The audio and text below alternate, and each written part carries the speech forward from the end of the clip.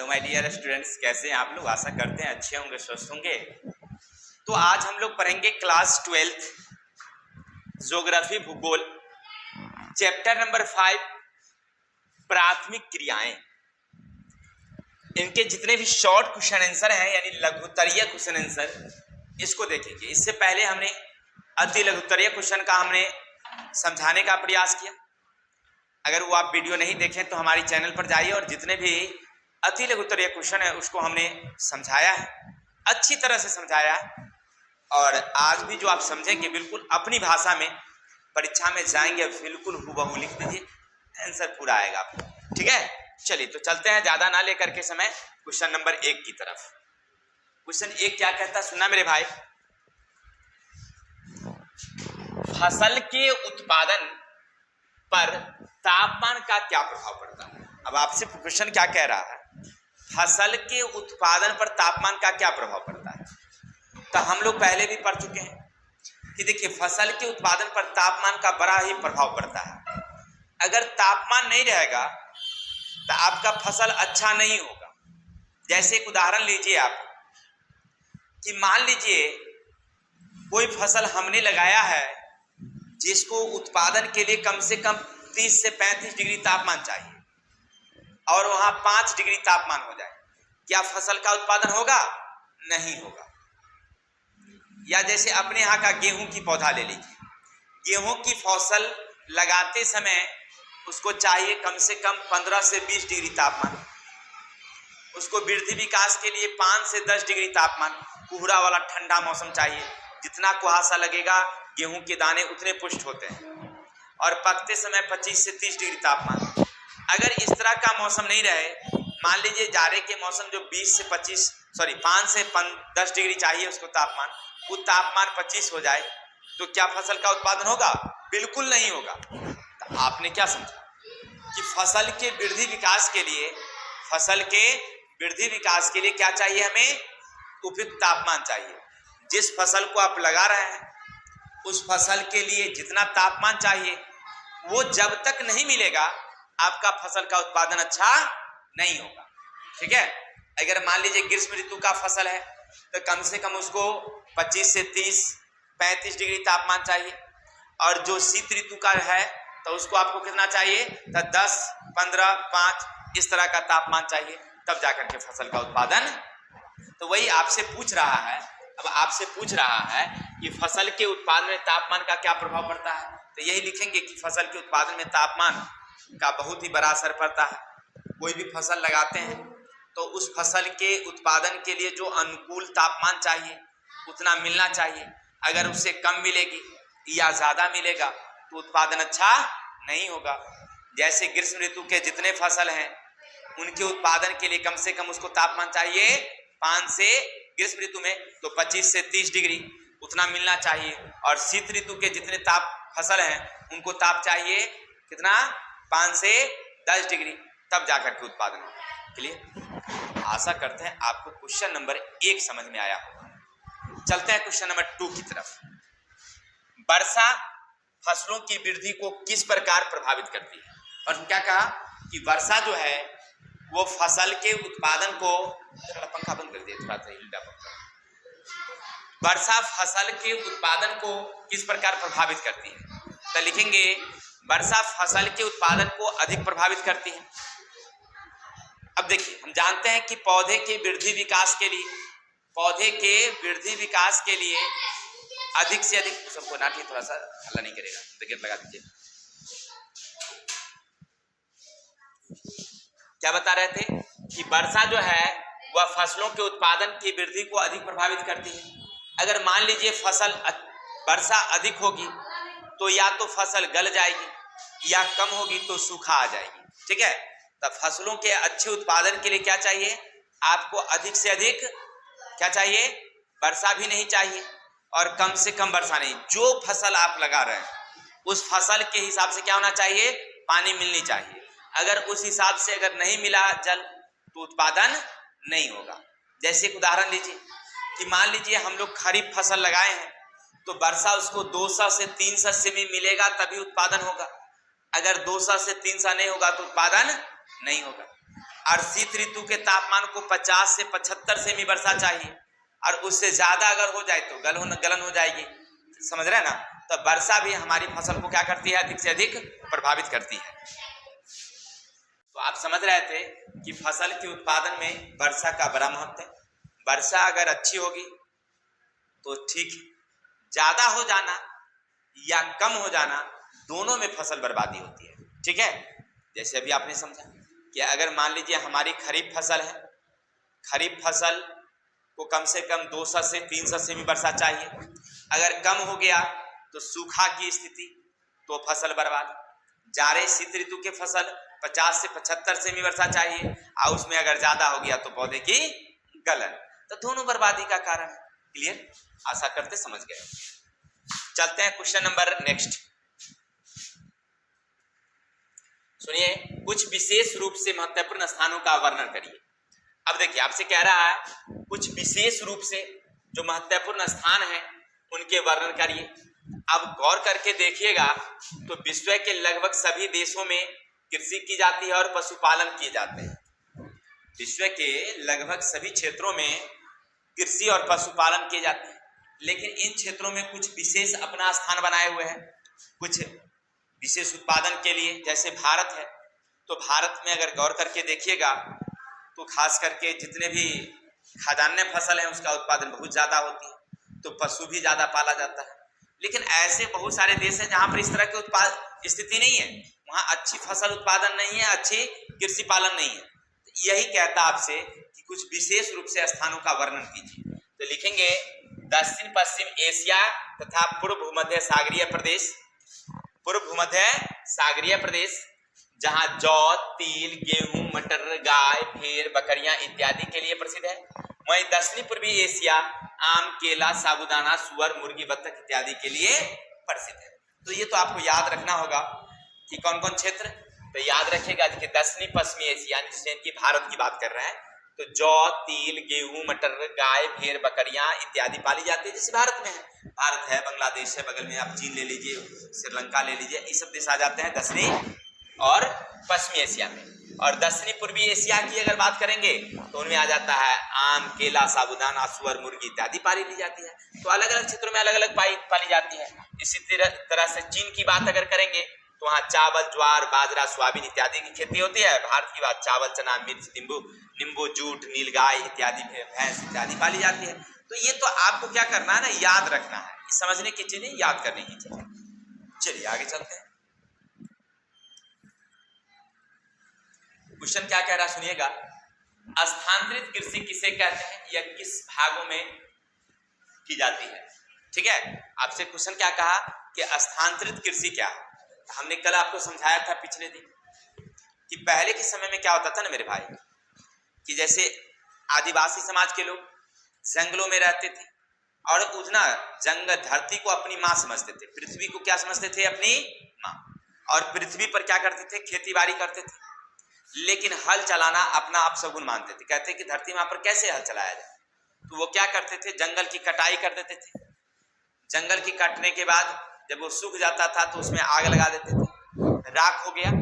राख हो जाने के बाद उसी राख पर क्या करते थे, वो लोग खेती करते थे।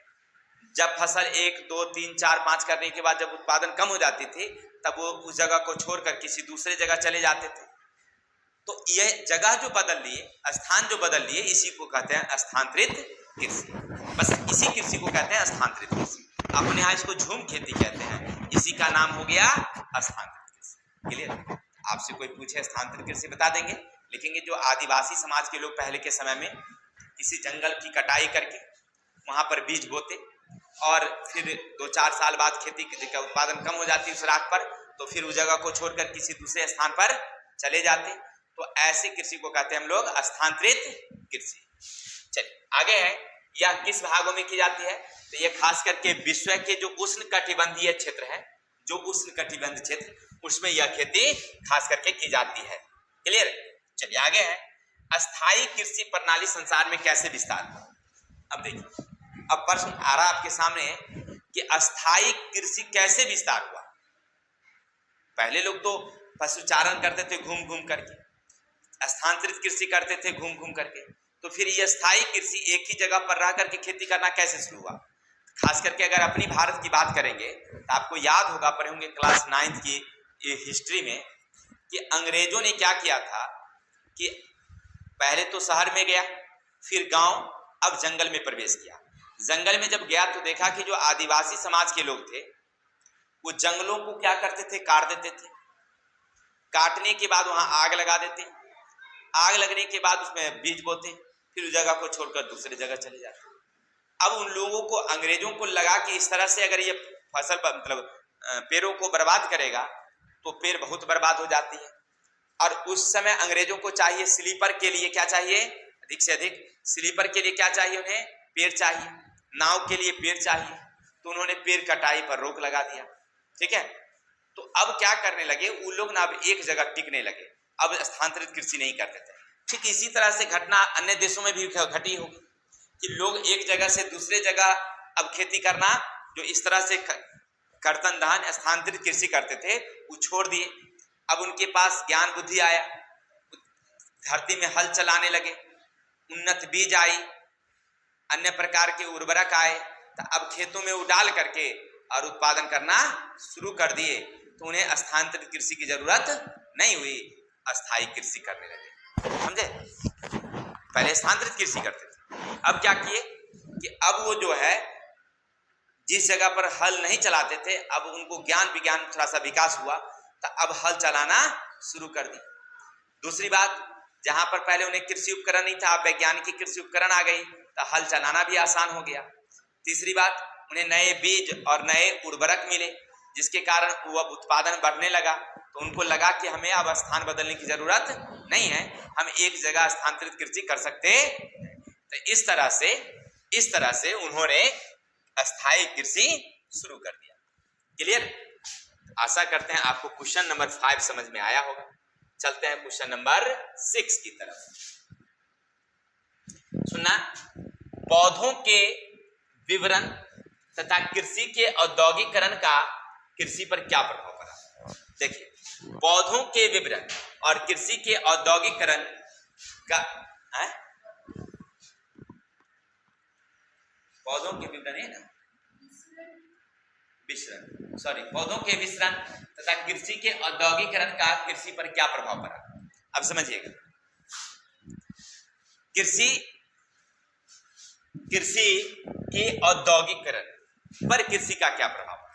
अब आप क्या समझिए, देखिए, जब अनेक प्रकार के फसलें हमारे सामने आई और हमारी आवश्यकता बढ़ने लगी तो हमने कृषि औद्योगिकरण को खूब बढ़ावा मिला। लोग हर एक स्थानों पर जो भी खाली जगह होती थी उन जगहों पर खेती करना शुरू कर दिया, क्योंकि कृषि उपकरण आ गए तो कृषि करना आसान हो गया। नए उन्नत बीज मिले, उत्पादन बढ़ने लगी, तो किसानों को अधिक से अधिक लाभ मिलने लगा। तो इसलिए क्या होने लगा कि लोग कृषि औद्योगिकरण में कृषि का उत्पादन क्या हो गया, बढ़ गया। जहां मजदूर थे तब मजदूर की जगह अब मशीन काम करने लगी।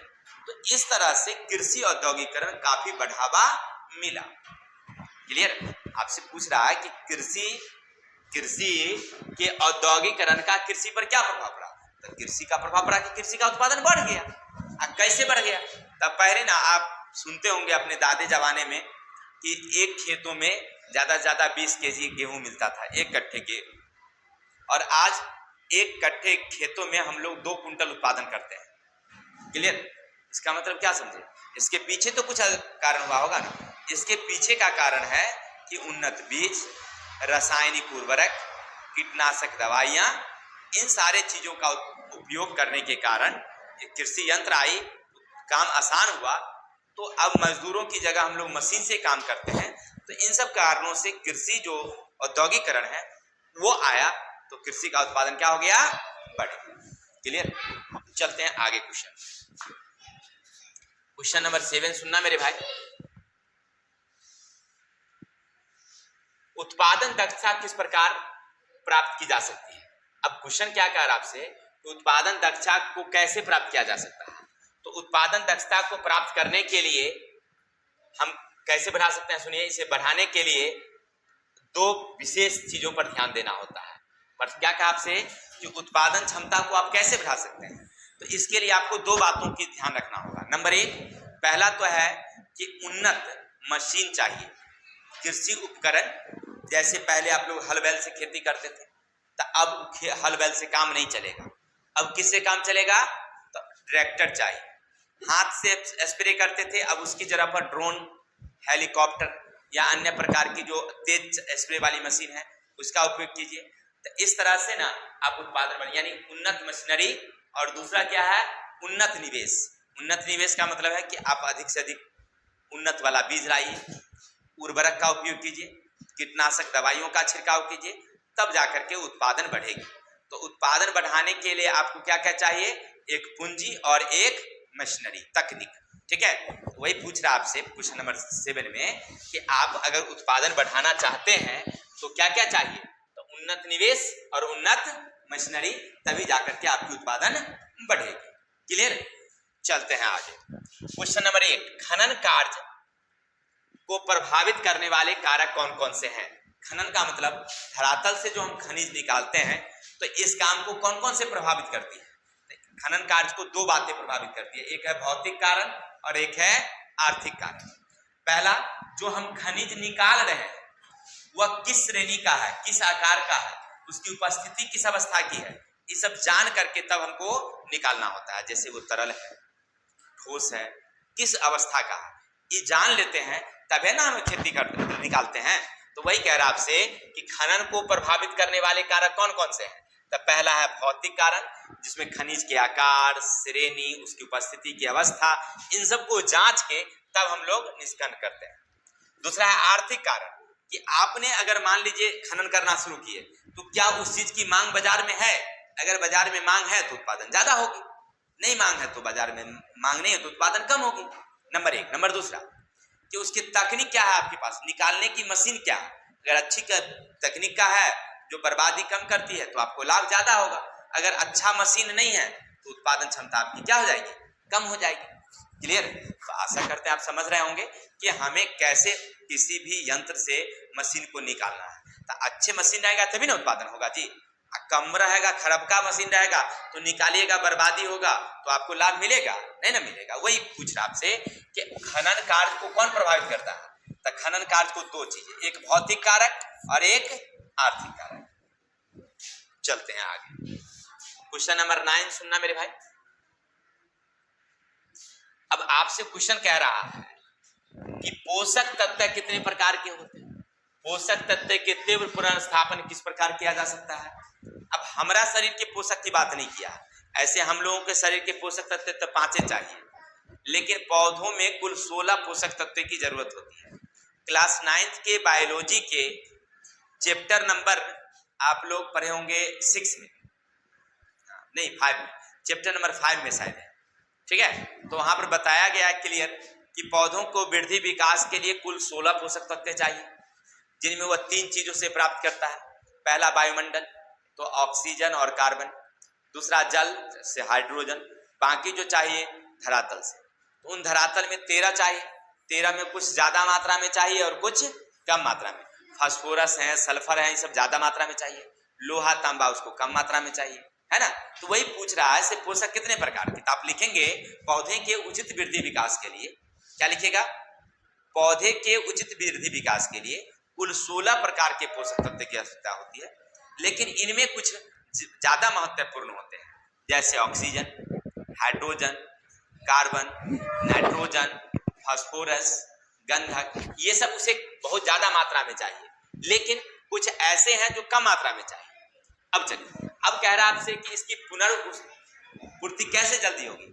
तो पहले के जमाने में तो लोग क्या करते थे, खेत को परती छोड़ देते थे, जैसे 1 साल 2 साल खेत को परती छोड़ देते थे और तब उसमें खेती करते थे। लेकिन ये तो जमाना अब रहा नहीं, उत्पादन हमारा बहुत कम हो जाएगा तब ऐसी स्थिति में। तो इस पोषक तत्व की पूर्ति के लिए हम लोग किसका उपयोग करते हैं? रासायनिक उर्वरक।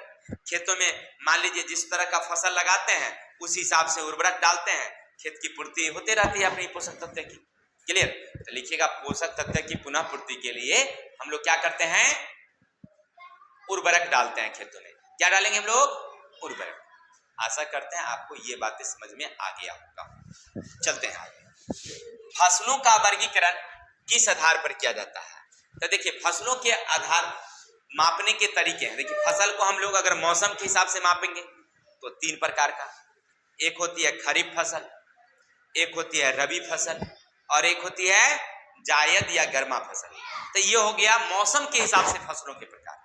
लेकिन अगर उपयोग के आधार पर अगर देखिएगा, फसलों के उपयोग के आधार पर देखिएगा तो इसके 5 प्रकार होते हैं। उपयोग के आधार पर देखेंगे तो कुल 6 कितने प्रकार के होते हैं? 6 प्रकार के। कौन कौन? तो एक होता है खाद्यान्न फसल जो हम लोग खाने के लिए उपयोग करते हैं, जैसे गेहूं, चावल, मक्का। दूसरा हमारा दलहन फसल जिसमें दाल की खेती करते हैं, चना, मटर, मसूर, खेसारी, ये दलहन है। एक तिलहन फसल है जिनमें सरसों, मूंगफली और तीसी की खेती करते हैं। फिर सब्जियां हैं, गोभी, टमाटर, परवल, बैगन, ये सब हमारी सब्जियां हैं। रेशेदार कपास और जूट है और पेय पदार्थ जिसमें चाय, कहवा इत्यादि है। ठीक है, इसके अलावा फल भी है, फल की भी खेती करते हैं। तो ये अलग अलग प्रकार है, लेकिन आप ऐसे 4-5 को लिख दीजिएगा तो आपका काम चल जाएगा। तो फसलों के प्रकार आपसे क्या पूछ रहा है? फसलों के प्रकार। तो आप लिख सकते हैं कि उपयोग के आधार पर फसलों को अनेक भागों में बांटा गया है। आप लिख देंगे खाद्यान्न, दलहन, तिलहन, सब्जी, रेशेदार, पेय, फल इत्यादि। ठीक है, या मौसम के हिसाब से फसल को कितने भागों में? 3 भागों में। मौसम के हिसाब से कितने भागों में? 3 भागों में। नंबर 1 खरीफ फसल जो खास करके जून जुलाई में बोई जाती है, अक्टूबर नवंबर में काट ली जाती है। दूसरा है रबी फसल जो खास करके अक्टूबर नवंबर में बोई जाती है, मार्च और फरवरी में काट ली जाती है। और एक जायद या गर्मा जो मार्च में बोई जाती है और जून तक काट ली जाती है। ठीक है, आशा करते हैं आपको ये क्वेश्चन समझ में बिल्कुल आ गया होगा। चलते हैं आगे की तरफ हम लोग।